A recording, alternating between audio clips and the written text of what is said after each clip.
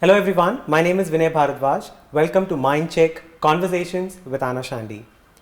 Anna, today there is this fundamental topic that I wanted to discuss with you and get your perspective on that. It is about satisfaction, it is about feeling filled within and the adequacy and inadequacy of life.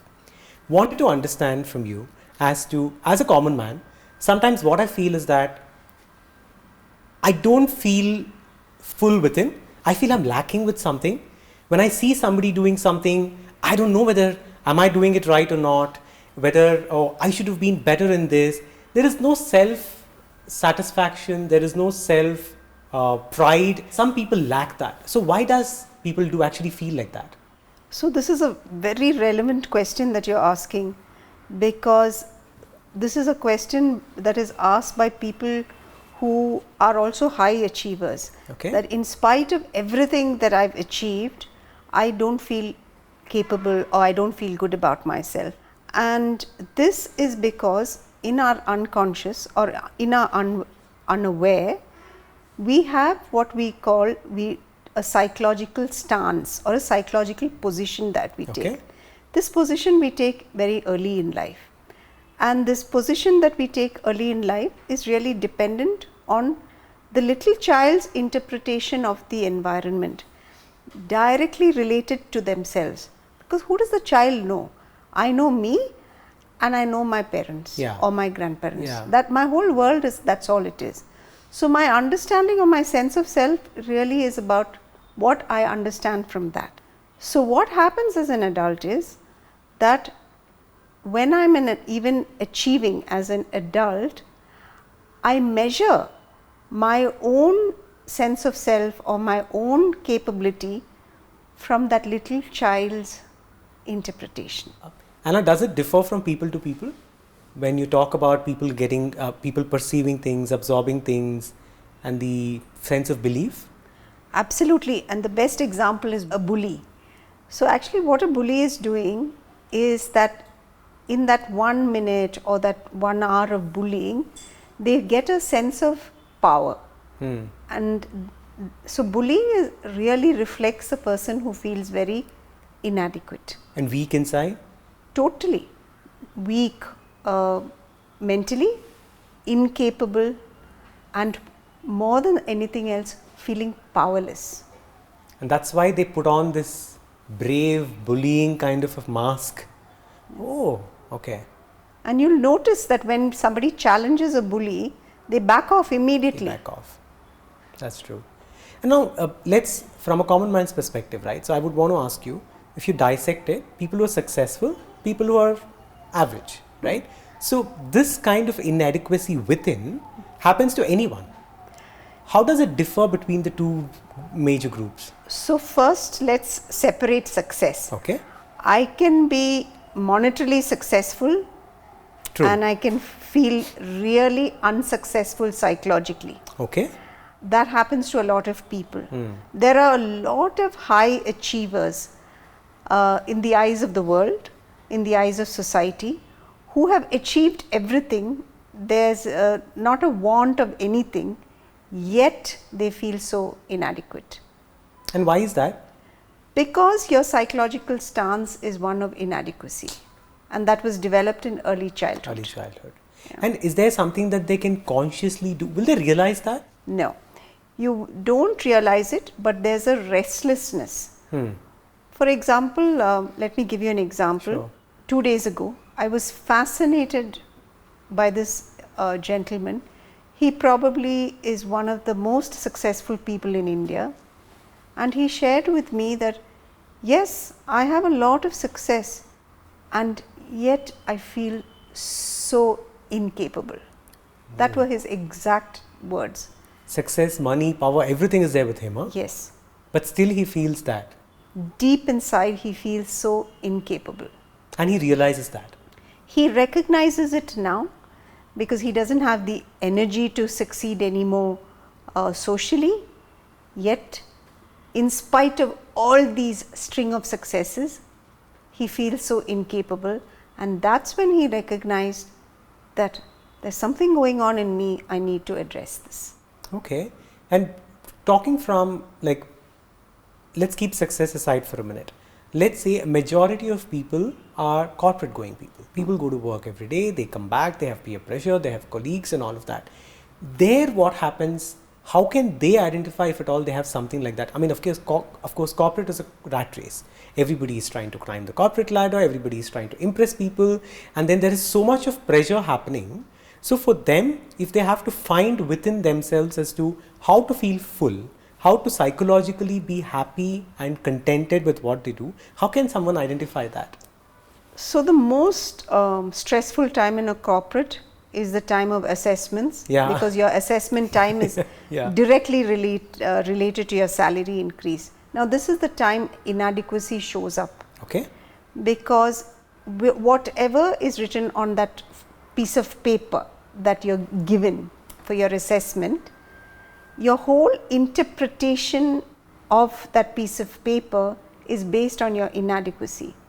Now there can be yet another individual in the corporate who feels adequate psychologically, so this assessment paper doesn't impact him or her the way it impacts a person who's inadequate, who experiences inadequacy. And based on your experience, if I have to ask you 3 traits of people who are inadequate, what would that be? People who are inadequate, there's a constant restlessness in them. You also see them constantly in a hurry. Okay. They are dissatisfied, and you also see them expressing emotions or feelings that are not contextual. Out of context feelings. Yes. For example, they feel something that is not appropriate to that context. They get edgy or angry for simple things. Which they shouldn't be otherwise. And in terms of somebody having inadequacy, at what point is, according to you, considered normal, and after what point do you think that they would need help? See, inadequacy, we all feel, if it is for something particular. I can feel inadequate, say, because I don't have a specific college degree that is required for that job. Okay. That is contextual. Yeah, but if I am feeling inadequate in multiple areas, then to me that needs support or help. And can one person from, I mean, you said that it takes a childhood growth in terms of finding, the absorbing and the early ages, and that molds them to whether they are adequate or inadequate. Can somebody move from feeling inadequate to feeling adequate? Absolutely. So if I use my own example, when I was in my late teens, in my 20s, etc., I was awestruck, and I felt the trigger of inadequacy really was exaggerated in me when I had to engage with people, say, from a B school, and particularly a well-known B school, say for the IIMs or something. Immediately I felt I'm no good. Lack of confidence. Not just lack of confidence. I believed I'm no good, so I can't talk, I'm not able to get into conversation, and somewhere I feel the underdog. And I worked through all of that, and day before was a good example. I went to a meeting. This gentleman was clearly a high achiever, and the initial impression is that he's aggressive and was talking fast, and what I really recognized in my growth was that I calmed him down, and I was able to hold my own in spite of recognizing that he's from a well-known B school, he has the right qualifications. So yes, can we move from inadequacy to adequacy? You can. Absolutely. It's just about working on one's own psychological self. Self-realization is important. Yeah. And inferiority complex, how much role does that play in inadequacy? Somebody who is not maybe good looking, somebody who doesn't have the gift of the gab, somebody who feels very inferior all the time.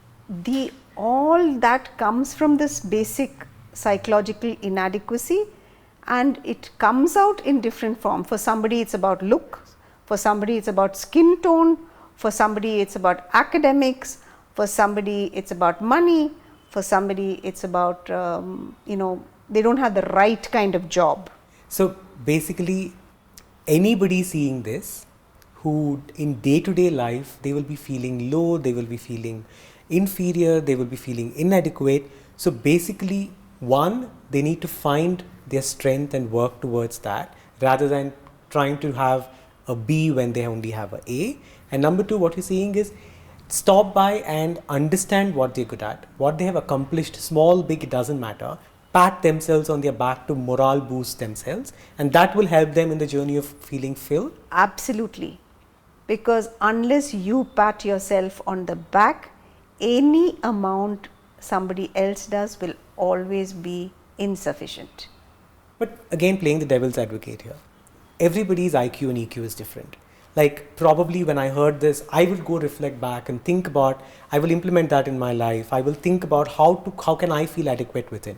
But some people would not have the quotient to do that. Maybe the IQ is not there, maybe the EQ is not there. How can somebody like that kind of get out of the inadequacy? I think first is to recognize that you feel inadequate. Okay. And very often that's what happens. People don't recognize that they're feeling adequate and they blame people or circumstances or relationships, and which is what we are going to be talking soon about, this feeling of blame. Yeah. And then you'll understand how these are all linked to each other. And so first, my first step would be to acknowledge to self, yes, I feel inadequate, and therefore what can I do?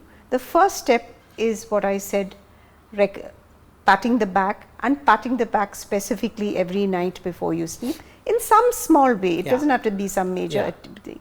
And the third thing is to actually sit and do a journal and find out every day what are the things that you really did well.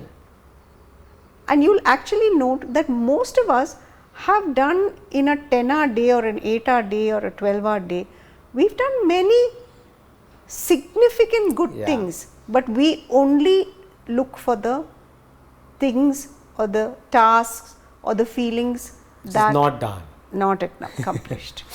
So journal writing is a brilliant way of beginning the journey of adequacy. Wonderful. I think this topic of inadequacy that you have chosen to talk about is something that each of us need to note of. It touches our life in some way or the other. Somebody who's a housewife, somebody who's a student, somebody who's going to corporate, somebody who's business people, somebody who's a star, somebody who's anybody, everybody at some point in time feel inadequate. To wind this up, if you can tell us what are the simple things, questions that they can ask themselves to identify if they are inadequate or not, and 3 tips to actually follow in their life to get out of it. One is, a good question to ask yourself is, why do I compare myself all the time with others or somebody else's situations? Why do there are people who are constantly feel unlucky. These are all indicators. Constantly feeling unlucky. Or there are people, if you're constantly complaining, you experience, then there is a problem. And what can they implement in their day-to-day life? Just 2 or 3 simple things. One, you said that they need to, at the end of the day, recollect what they've done in the day and give a pat on their back that they've done something nice. So what can you tell 1 or 2 things that people can actually implement that in their life? So one is that, question yourself. I think we can challenge ourselves the best, more than anybody else. Agree. Because we know our own home truths. Nobody else does. Yes.